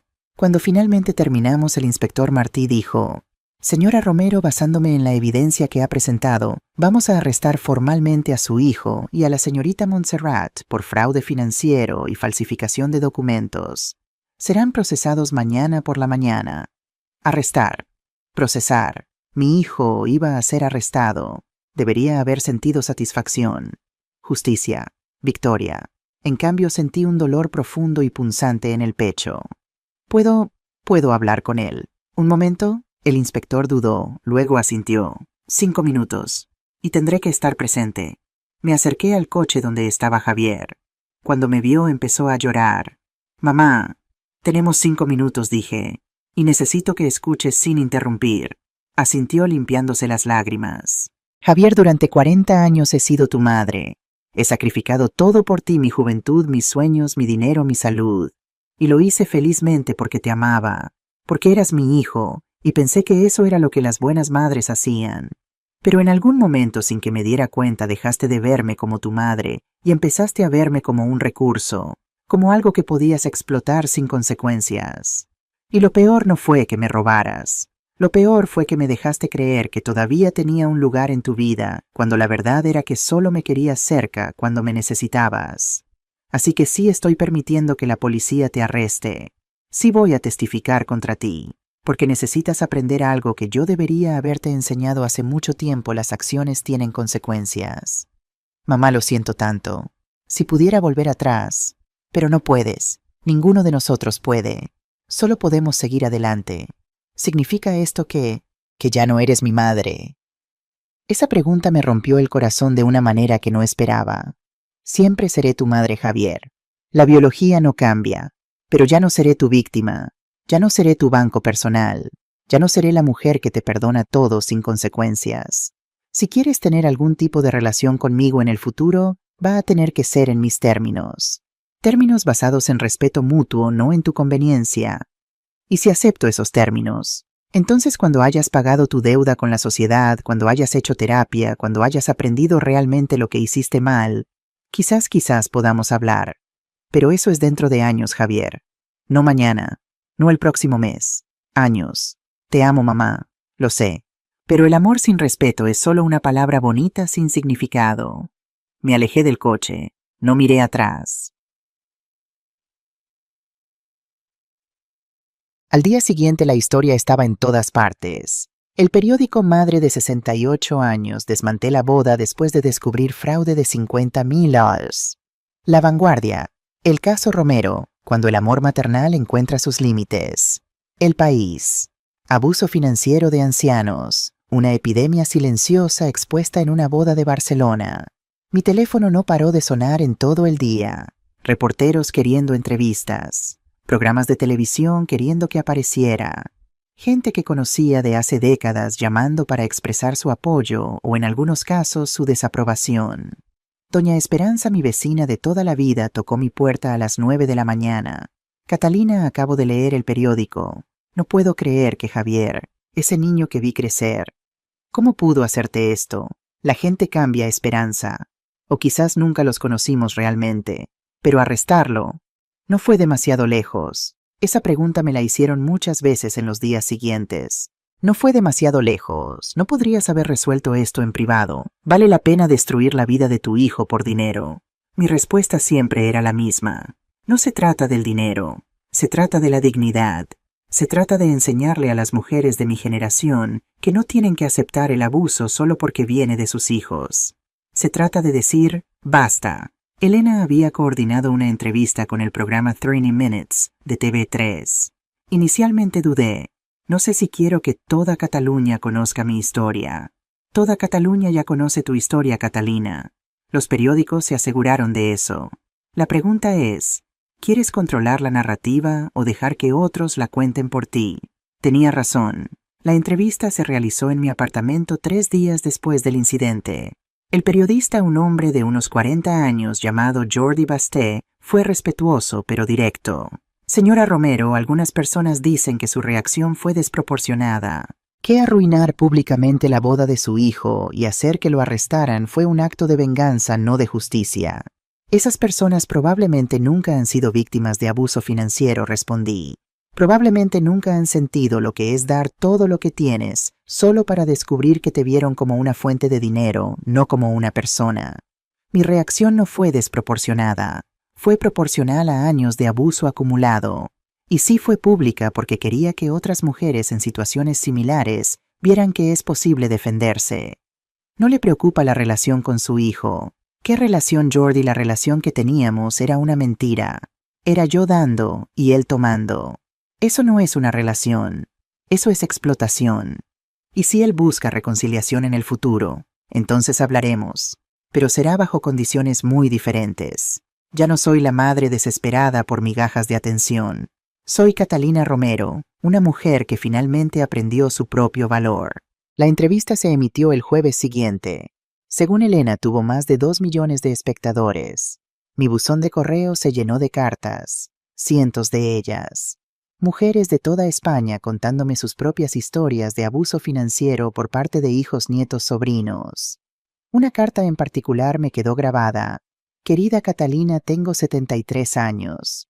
Durante los últimos 10 años, mi hija y su esposo han estado viviendo en mi casa temporalmente, mientras ahorran para su propia casa. No pagan renta, no pagan servicios. Cuando les pedí que contribuyeran, me llamaron egoísta. Tu historia me dio el coraje para pedirles que se vayan. Se fueron enfadados, pero por primera vez en 10 años, tengo paz en mi propia casa. Gracias por mostrarme que está bien poner límites. Rosa Sevilla, esa carta me hizo llorar, porque me di cuenta de que mi dolor, mi humillación pública, mi confrontación, había servido para algo más grande que yo misma.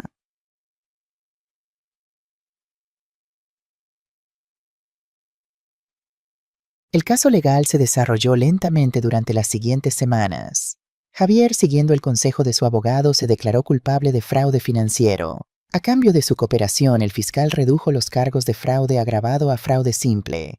Isabela, por otro lado, se declaró inocente. Insistió en que no sabía nada sobre la falsificación de documentos, que todo había sido idea de Javier. Pero Elena había hecho su tarea. Había encontrado correos electrónicos entre Isabela y Javier discutiendo cómo manejar a la madre y maximizar los recursos disponibles. Había encontrado mensajes de texto donde Isabela presionaba a Javier para conseguir más dinero de la vieja. Cuando esta evidencia se presentó en la audiencia preliminar, el abogado de Isabela trató de negociar un acuerdo. Pero yo no estaba interesada en acuerdos. Quiero que esto vaya a juicio, le dije a Elena. Quiero que todo salga a la luz pública. Catalina, un juicio puede ser largo y agotador emocionalmente. Y no hay garantía de que ganes más de lo que ya has ganado. No se trata de ganar más. Se trata de establecer un precedente. Se trata de hacer una declaración, no pueden salirse con la suya abusando de las personas mayores. Elena sonrió. Eres una cliente de ensueño, ¿lo sabes? El juicio estaba programado para enero. 3 meses de espera.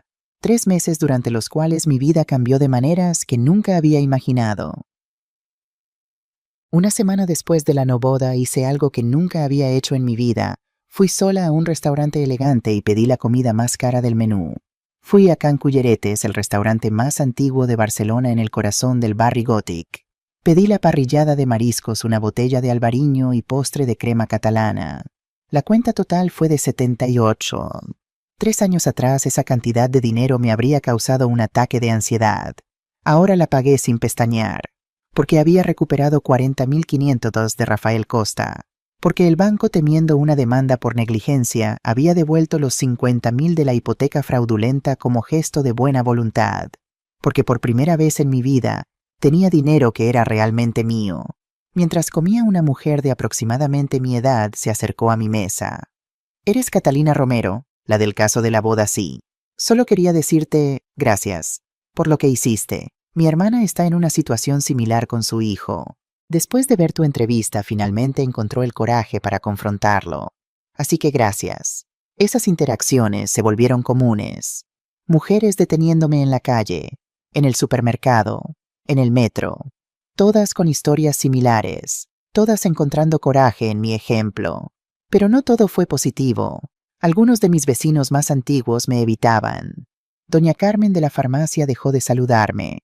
Don Josep del Estanco me dijo directamente: «Lo que hiciste estuvo mal, Catalina. Un hijo es un hijo. Debiste haberlo perdonado en privado. Y dejar que siguiera robándome, dejar que siguiera faltándome al respeto, es tu hijo. El honor familiar es más importante que el orgullo personal. Don Josep, con todo respeto, el honor que se construye sobre mentiras y abuso no es verdadero honor». Esas confrontaciones dolían, porque estos eran vecinos que conocía desde hace 30 años. Pero también me liberaban de la expectativa de ser la buena madre que perdona todo. Mercedes se convirtió en mi roca durante este tiempo. Venía todos los días a tomar café, a veces solo para sentarse conmigo en silencio. «¿Cómo te sientes hoy?», preguntaba cada mañana. Y la respuesta variaba. Algunos días me sentía poderosa y libre. Otros días lloraba por la pérdida de la relación con mi hijo. Y algunos días sentía ambas cosas al mismo tiempo. «Es normal», me aseguraba Mercedes. «El duelo no es lineal. Estás de luto por la relación que pensabas que tenías». Tenía razón. Estaba de luto, no por Javier el hombre real, sino por Javier el hijo imaginario que existía en mi cabeza.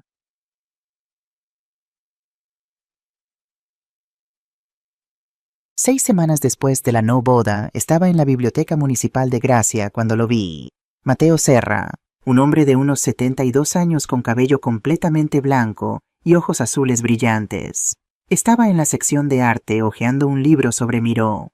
No sé por qué me acerqué. Normalmente nunca hubiera sido tan atrevida, pero algo en la manera en que miraba ese libro con tal concentración y placer me llamó la atención. «¿Es bueno ese libro?», pregunté. Levantó la vista sorprendido, luego sonrió. «Muy bueno. Estoy tratando de decidir si comprar la versión completa o solo tomar prestada esta de la biblioteca». «¿Eres artista?». «Era profesor de arte. Ahora estoy jubilado, pero sigo pintando». «¿Y tú, costurera?». «También jubilada, pero sigo cosiendo». Nos presentamos. Mateo Serra, viudo hace 4 años. 2 hijos adultos que vivían en Madrid y París respectivamente. Había sido profesor en la Escola Massana durante 35 años. «Espera», dijo de repente. «Catalina Romero, no eres la mujer de la boda cancelada. Leí sobre ti en los periódicos». Mi corazón se hundió. Aquí venía el juicio. «Sí, esa soy yo. Eres mi heroína». que mi heroína. Lo que hiciste fue increíblemente valiente. Mi esposa, que en paz descanse, habría hecho lo mismo si nuestros hijos se hubieran atrevido a tratarla así. Nos sentamos en una de las mesas de la biblioteca y hablamos durante 2 horas.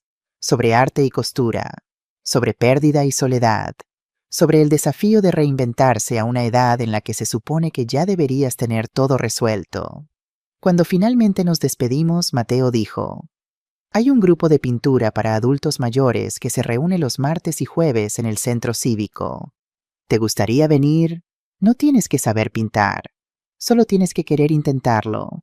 Nunca he pintado en mi vida. Perfectamente. Los mejores artistas son los que no tienen miedo de ser malos al principio. Fui al grupo de pintura ese martes y descubrí que tenía una habilidad natural para la acuarela. Las mismas manos que habían cosido miles de puntadas perfectas podían crear delicados lavados de color. Mateo me enseñó, pero no de manera condescendiente, con respeto, con paciencia. Tienes un ojo natural para la composición, me dijo después de mi tercera clase. Probablemente viene de tus años diseñando ropa. ¿Crees que podría vender algo algún día? ¿Por qué no? La edad no determina el talento. Durante las semanas siguientes, Mateo y yo nos hicimos amigos. Solo amigos. Tomábamos café después de clase. Visitamos el Museo Picasso juntos. Hablamos sobre libros y política y arte. Una tarde, mientras paseábamos por el Park Güell, me preguntó: ¿has sabido algo de tu hijo? Envía cartas. A través de su abogado. Pidiendo perdón. Preguntando si podemos hablar.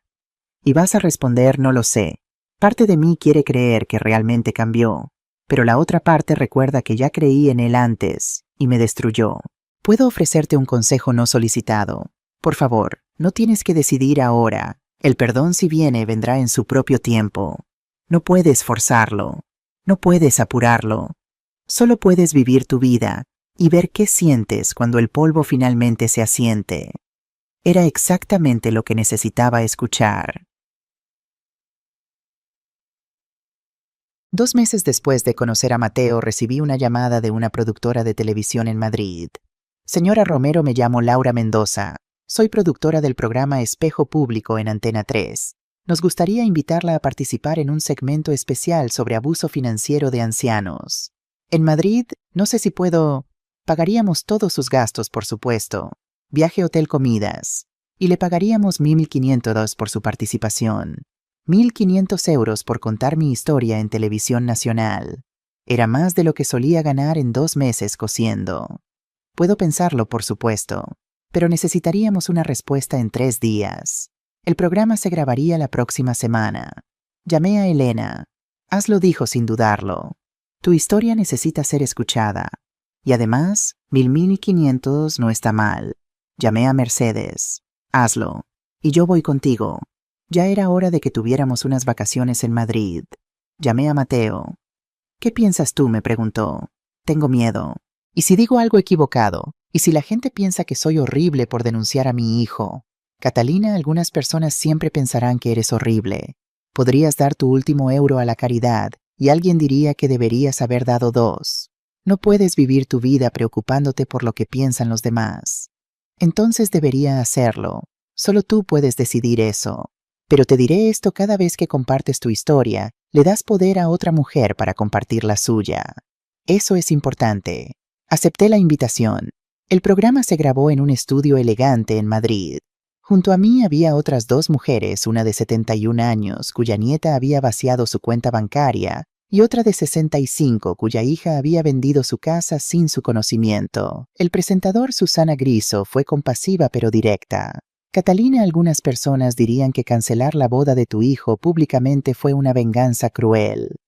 ¿Qué les dirías? Les diría que confunden la justicia con la venganza. La venganza es causar dolor sin propósito. La justicia es establecer consecuencias proporcionales a las acciones. Mi hijo cometió fraude. Mi nuera intentó robar mi identidad. Cancelar la boda no fue cruel. Fue la consecuencia natural de sus acciones. Pero no pudiste haberlo manejado en privado. Lo intenté. Durante 2 años intenté hablar con mi hijo sobre cómo me sentía. Él me ignoró, me minimizó, me usó. La confrontación pública no fue mi primera opción. Fue mi última opción después de que todas las opciones privadas fallaran. ¿Y ahora hay alguna posibilidad de reconciliación? Respiré profundamente. Si mi hijo hace el trabajo real de cambiar, de entender verdaderamente lo que hizo, de ir a terapia, de hacer restitución, entonces quizás algún día podamos tener algún tipo de relación. Pero será una relación nueva construida sobre respeto mutuo, no sobre mi sacrificio interminable. El programa se emitió 2 semanas después. Tuvo 3.5 millones de espectadores. Y con eso mi teléfono explotó. Una semana después del programa recibí un email de una editorial en Barcelona. Estimada señora Romero, me llamo Carla Simón y soy editora en Editorial Planeta. Su historia ha tocado a millones de personas en España. Nos gustaría discutir la posibilidad de que escriba un libro sobre su experiencia. No solo su historia personal, sino una guía para otras mujeres sobre cómo reconocer y escapar del abuso financiero familiar. ¿Estaría interesada en una reunión? Un libro. Yo, Catalina Romero, costurera con educación, solo hasta los 14 años escribiendo un libro. Era absurdo, era imposible, era perfecto. Pero no sé escribir, le dije a Carla cuando nos reunimos en su oficina elegante en la calle Diagonal. No tienes que ser Cervantes, respondió Carla, una mujer de unos 40 años con gafas modernas y energía contagiosa. Solo tienes que ser honesta. Contaremos con un escritor fantasma para ayudarte a estructurar la narrativa. Pero las palabras, las emociones, la verdad, eso viene de ti. Me ofrecieron un anticipo de 15.000 euros. Exactamente la cantidad que había dado a Javier para la boda. El universo tiene un sentido del humor retorcido. Pasé los siguientes 3 meses trabajando en el libro.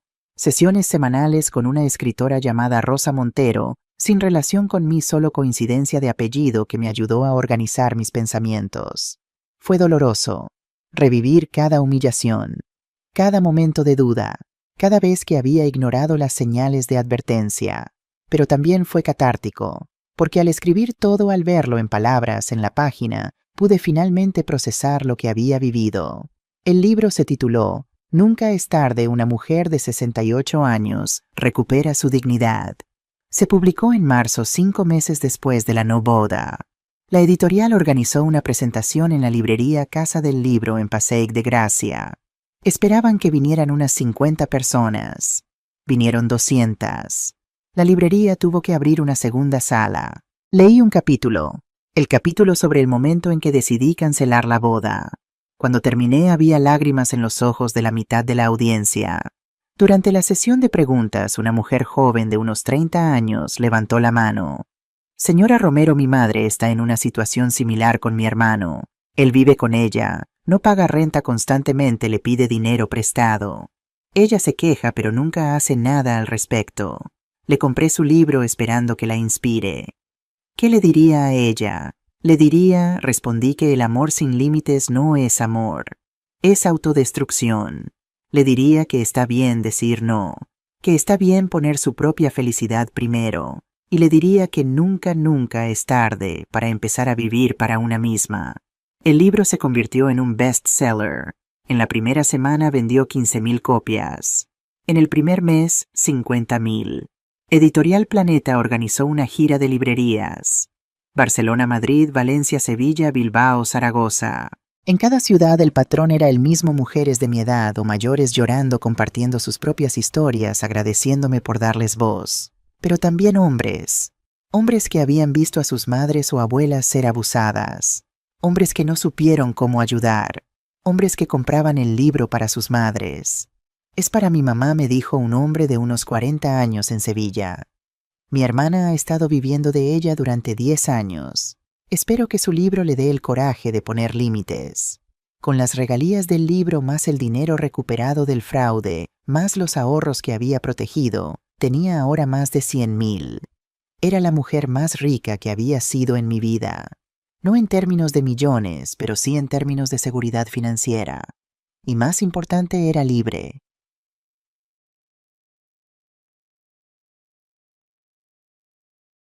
El juicio comenzó en marzo, el mismo mes que se publicó mi libro. La sala del tribunal estaba llena. Reporteros, activistas de derechos de ancianos, mujeres que habían leído mi libro. Y en la parte de atrás, Mateo y Mercedes, mis pilares de apoyo. Javier se declaró culpable como su abogado había negociado. Recibió 2 años de prisión suspendidos a cambio de 5 años de libertad condicional, 200 horas de servicio comunitario y la obligación de pagar 50,000 pols en restitución. Isabela fue a juicio. Su defensa argumentó que ella no sabía nada del fraude, que Javier había actuado solo. Pero Elena destruyó esa defensa sistemáticamente. Presentó emails, mensajes de texto, testimonios de Rafael Costa sobre el intento de falsificación. El testimonio más devastador vino de la secretaria de Isabela en el bufete Montserrat en Asociados, una mujer joven llamada Carmen que con lágrimas en los ojos testificó. La señorita Montserrat solía burlarse de la señora Romero en la oficina. La llamaba la vieja costurera y decía que no podía esperar a que se muriera para que Javier pudiera vender su apartamento y vivir como una persona decente. El silencio en la sala del tribunal fue absoluto. Isabela fue declarada culpable de intento de fraude y conspiración. Recibió 18 meses de prisión sin suspensión. También fue expulsada del Colegio de Abogados de Barcelona. Cuando leyeron el veredicto, Isabela se volvió hacia mí con odio puro en sus ojos. «Esto es culpa tuya. Arruinaste mi vida». Me puse de pie. «No, Isabela. Tú arruinaste tu propia vida cuando decidiste que robar y mentir era aceptable. Yo solo me defendí». La sacaron de la sala mientras gritaba obscenidades. Javier, en cambio, no dijo nada. Solo me miró con ojos vacíos, como si finalmente entendiera la magnitud de lo que había perdido.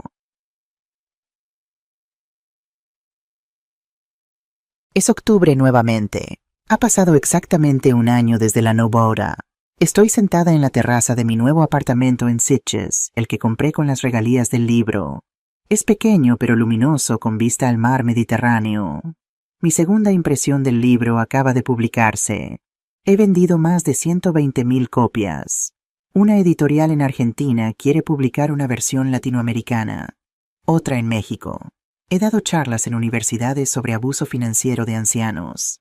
He testificado ante el Parlamento de Cataluña sobre la necesidad de leyes más fuertes para proteger a las personas mayores. Y he pintado. Tengo 10 cuadros ahora. Mateo dice que debería hacer una exposición. Yo digo que está loco, pero secretamente me encanta la idea. Mateo está sentado a mi lado ahora leyendo el periódico. Nos hemos vuelto... no sé qué palabra usar. Pareja suena demasiado serio. Compañero suena demasiado casual. Somos 2 personas que disfrutan la compañía del otro, que se respetan, que no necesitan etiquetas para definir lo que tienen.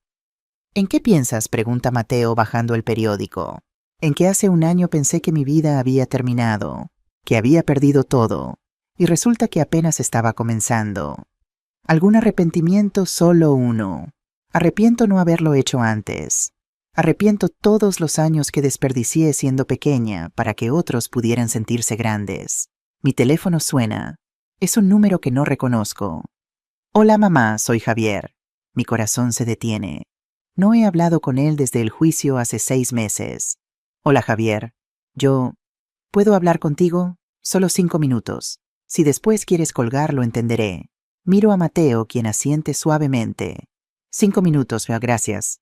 Mamá, estoy en terapia. He estado yendo 3 veces por semana durante los últimos 6 meses. Y estoy empezando a entender realmente lo que te hice.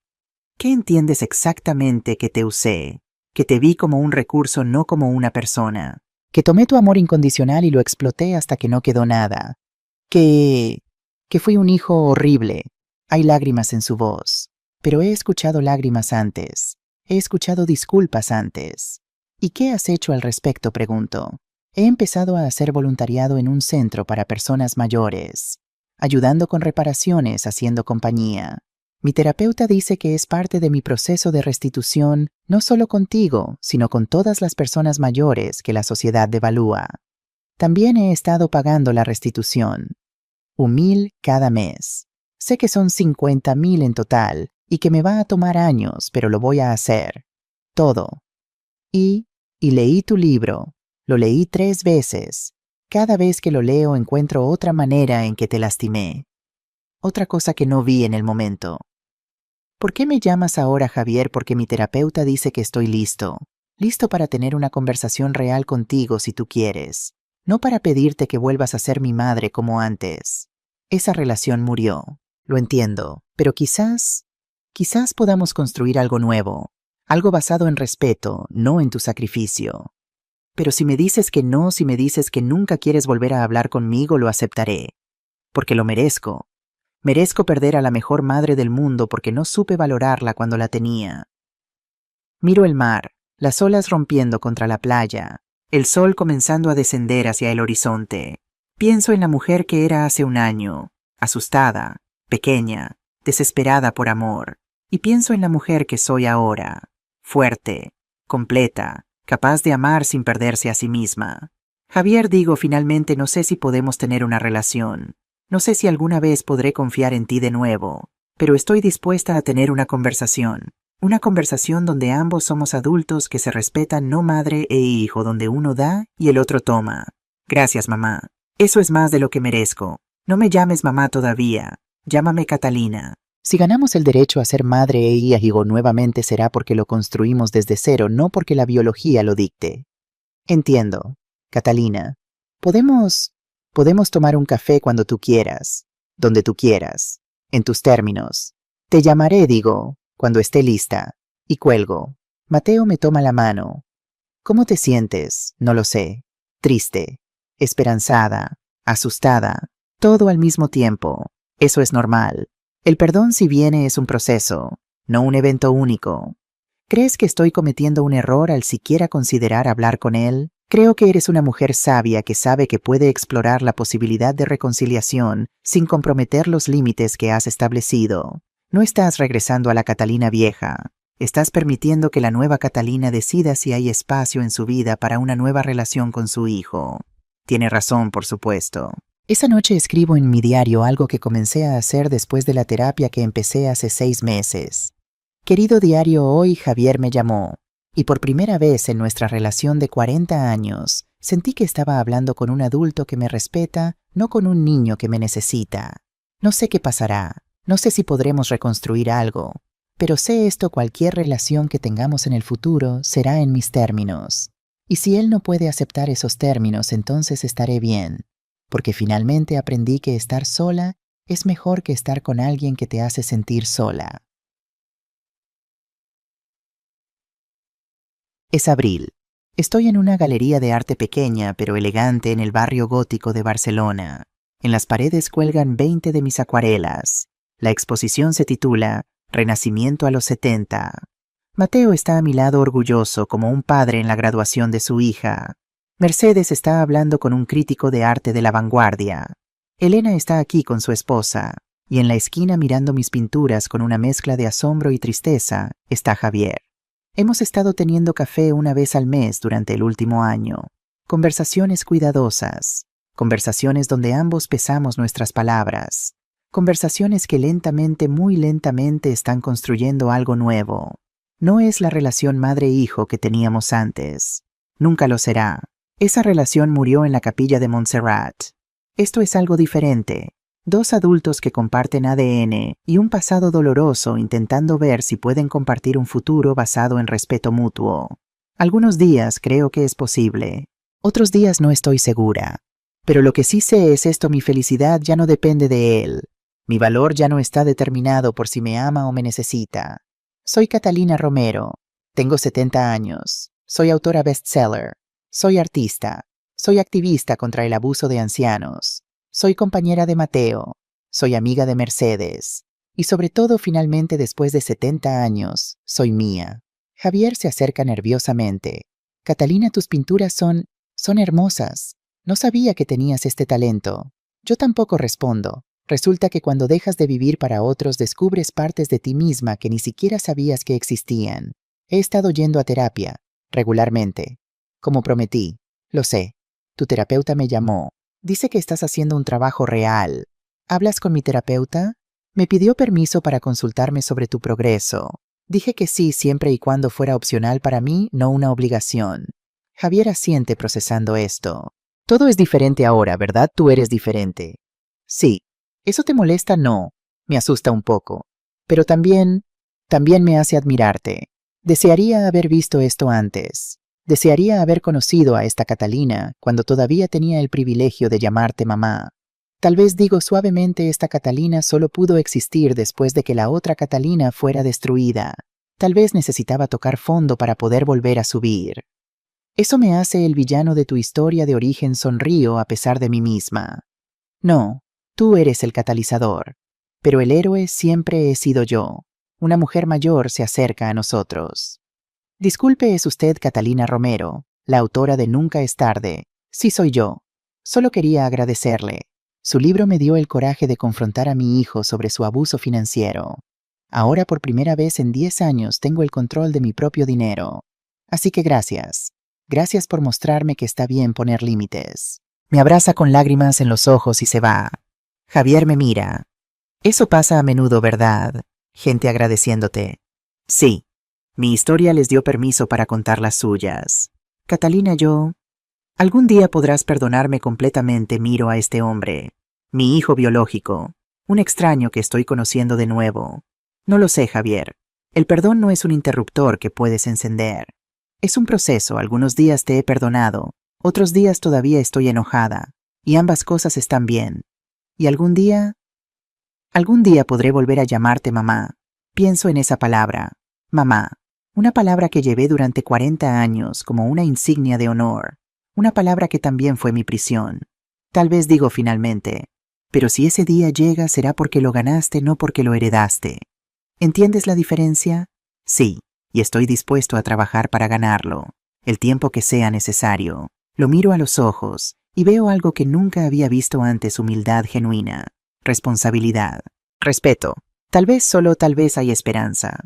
Pero incluso si no la hay, estaré bien. Porque aprendí el secreto que muchas mujeres de mi generación nunca aprenden: que el amor propio no es egoísmo, que poner límites no es crueldad, que vivir para ti misma no es traicionar a tus seres queridos, es liberarte para finalmente ser quien siempre debiste ser. Miro alrededor de la galería, a las pinturas que creé con mis propias manos, al libro que escribí con mi propia voz, a las personas que vine a inspirar con mi propia valentía, y pienso: Catalina, lo lograste. Tardó 70 años, pero finalmente lo lograste. Finalmente eres libre. El sol se pone sobre Barcelona pintando el cielo de naranjas y rosas exactamente como aquel día en Montserrat hace 18 meses. Pero esta vez no estoy mirando hacia atrás con dolor. Estoy mirando hacia adelante con esperanza, porque mi historia no termina con una boda cancelada. Termina con un renacimiento. Y a los 70 años finalmente mi vida acaba de comenzar. Fin.